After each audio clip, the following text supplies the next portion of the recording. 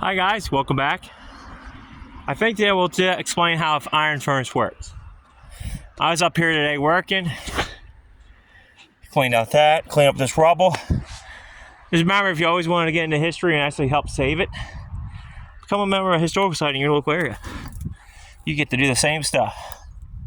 We did find some weird stuff, but so this is the charcoal house. Well, actually, over there's the charcoal house. We'll walk over there. I'm out of breath. I'm tired. It's just been a while.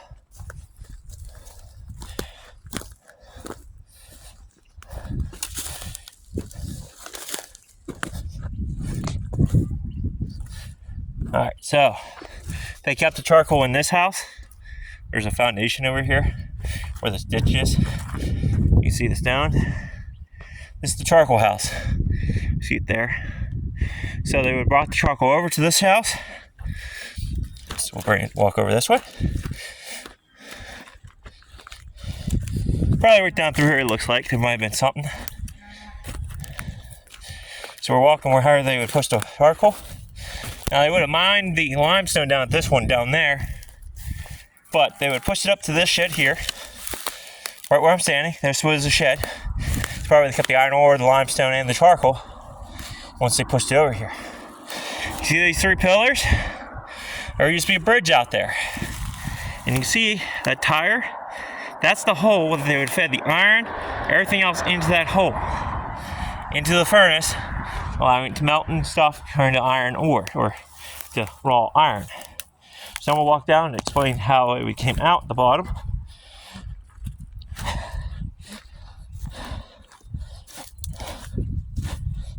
We are making a lot of progress up here.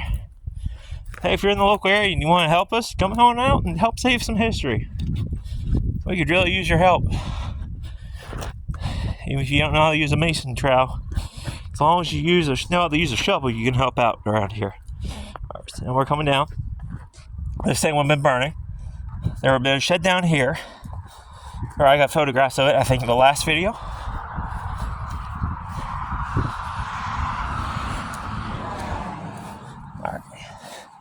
So they probably pulled their wagons in through here, we think, and loaded it up.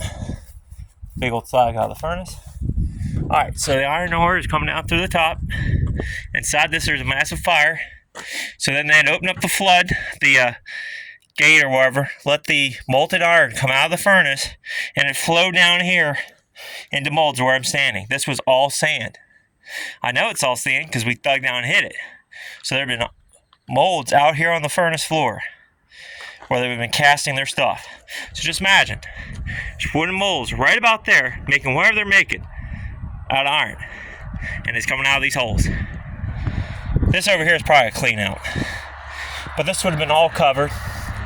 Then of course you would have had men up there shoveling coal into the steam engines, make it more air to make this thing hotter out of that blower, which is one of the only one left standing. So there you guys go. There's a quick short video of how the iron furnaces worked. Mainly, I wish I had some pictures for y'all, but they're in my Caledonian video if you want to see it. An actual documentation or a diorama of how one of these things worked. But that's basically the gist of how these worked. Alright, till next time, stay curious, stay adventurous.